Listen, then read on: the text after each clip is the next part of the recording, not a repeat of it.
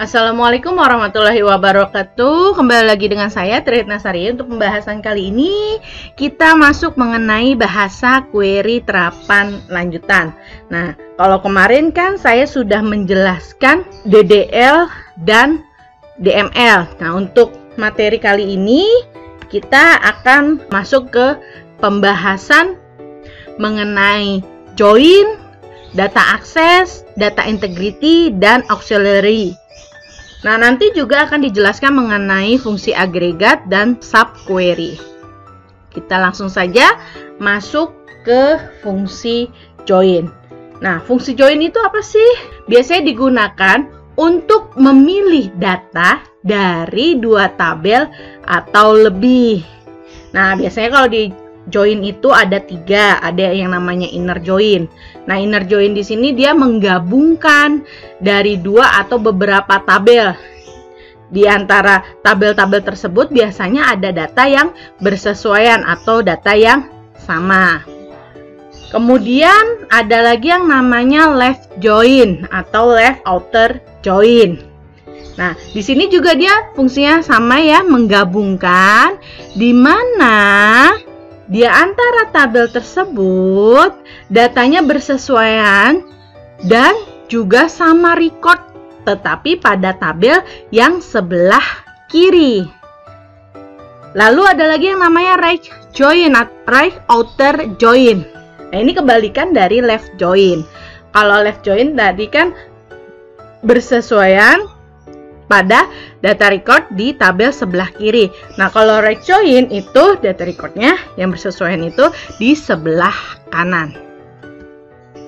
Nah, untuk contohnya, misalnya saya membuat database di PHP MyAdmin, namanya kan join DB. Kemudian saya membuat dua tabel, yaitu tabel kota dan tabel provinsi.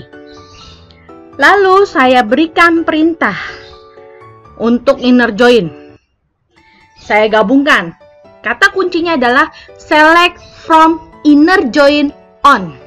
Jadi select fieldnya di sini saya menggunakan tanda bintang, artinya adalah semuanya, all, from dari kota, inner join dengan provinsi, di mana on ID provinsi yang ada di tabel kota sama dengan ID yang ada di tabel provinsi. Maka hasilnya seperti ini. Jadi akan gabung jadi satu tabel yang baru. Lanjut. Yang berikutnya contoh untuk left join. Nah, bedanya kalau left join ya, di sini ada left outer join. Kalau tadi kan inner join. Nah, kalau sekarang left outer join. Jadi select from left outer join on. Itu kata kuncinya. Perintahnya hampir sama. Oke, di sini saya ingin menampilkan semua field dari kota dengan posisi kirinya yaitu dari tabel provinsi, di mana ID provinsi yang ada di tabel kota itu sama dengan ID yang ada di tabel provinsi. Nah, maka hasilnya seperti ini. Karena kita memerintahkan posisi dilihatnya dari left join, left berarti kan sebelah kiri ya. Tabel sebelah kirinya yaitu kota. Jadi contoh di sini ada ID kota untuk Medan. Tetapi ID provinsi itu tidak ada untuk Medan, maka dianggap nol. Lanjut untuk right join. Sama dengan sebelumnya, saya ingin menampilkan semua field, semua data dari tabel kota, di mana right outer join-nya berdasarkan provinsi, on ID provinsi yang ada di tabel kota sama dengan ID yang di tabel provinsi. Maka hasilnya muncul seperti ini. Nah, ini kebalikannya. Kalau tadi melihat berdasarkan left sebelah kirinya, sekarang melihat dari sebelah kanannya. Di contoh di sini ada provinsi Papua, tetapi untuk kota Papua itu tidak ada, maka dianggap 0. Oke, lanjut. Itu pemahaman mengenai join. Kita masuk ke data akses. Penggunaan data akses sendiri yaitu berhubungan dengan hak akses atau privilege. Nah, di sini data akses itu ada dua. Yang pertama, grant, yaitu memberikan hak akses kepada user. Ada lagi revoke, menarik atau membatalkan hak akses user. Untuk perintahnya, untuk grant-nya, berarti grant on to. Grant jenis privilege-nya apa? On untuk nama tabelnya, to ke siapa. Sedangkan kalau revoke, revoke on from. Revoke jenis privilege-nya, on nama tabelnya, from dari siapa? Usernya. Nah, untuk jenis-jenis privilege sendiri itu ada macam-macam ya. Ada select, insert, update, delete, reference, alter, all. Kalau all berarti ya keseluruhan, berarti bisa select, insert, update, delete, reference, alter. Contoh grant ya, kita memberikan hak akses. Di sini kita perintahkan usernya, ini kan to akademik mahasiswa, berarti usernya adalah namanya akademik mahasiswa. Dia bisa melakukan select, insert, dan update. Untuk tabel apa? Untuk tabel mahasiswa yang ada di dalam database sistem akademik. Atau bisa juga kalau misalnya semuanya bisa melakukan select, insert, update, delete, dan seterusnya yang privilege yang tadi ya. Berarti kita perintahkan grant all.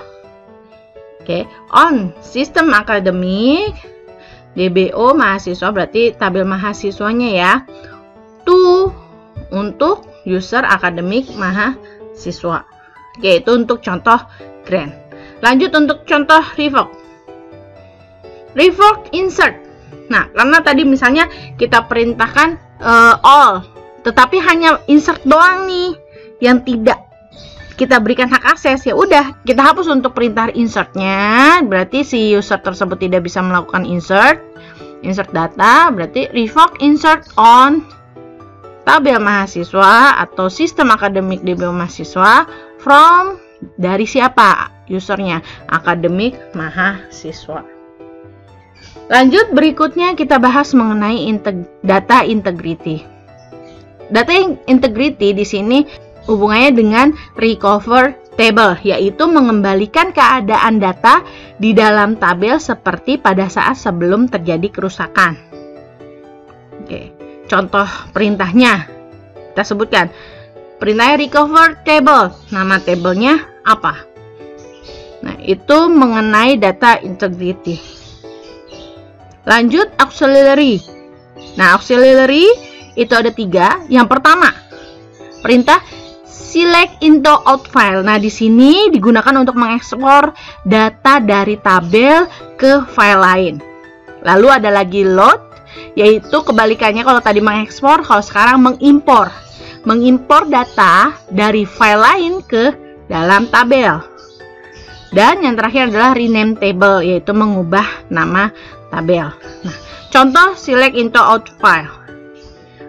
Misalnya kita mau mengubah semua data mahasiswa ke dalam bentuk ASCII dan disimpan ke dalam file text di dalam direktori home ADI. Jadi nanti filenya itu namanya teks ya, dengan pemisah antar kolomnya itu adalah garis. Maka diperintahkan seperti ini. Select all. Bintang kan all ya.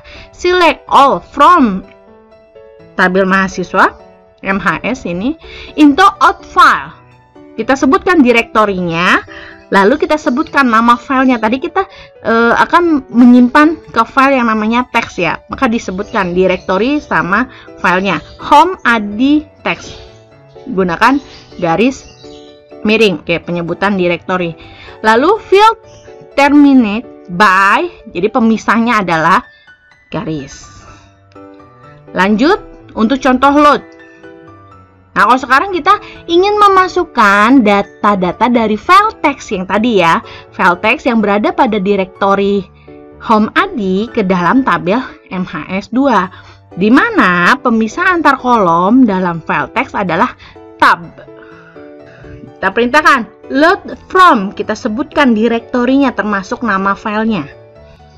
Lalu into MHS2. Tadi kan kita mau masukkan ke dalam tabel MHS2 ya. Field terminate by backslash T. Itu untuk perintah tab. Lanjut, untuk contoh rename table. Nah, kalau rename table tinggal langsung aja rename nama tabel sebelumnya to nama tabel yang barunya apa. Oke, itu untuk rename table. Lanjut, fungsi agregat. Nah, fungsi agregat di sini ada 5. Yang pertama count, yaitu untuk menjumlahkan data. Contohnya select count all from mahasiswa. Lalu yang kedua sum, itu menjumlahkan nilai. Kalau tadi kan count itu menjumlahkan data, kalau sum itu menjumlahkan nilai. Contohnya select sum, oke, jumlahkan SKS sebagai total SKS. Jadi nanti tampilan fieldnya itu namanya total SKS from mata kuliah.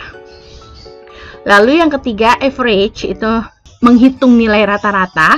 Perintahnya select average atau select AVG final as final. Jadi field final nanti juga ditampilinya as final sebagai alias di sini ya. Final from nilai.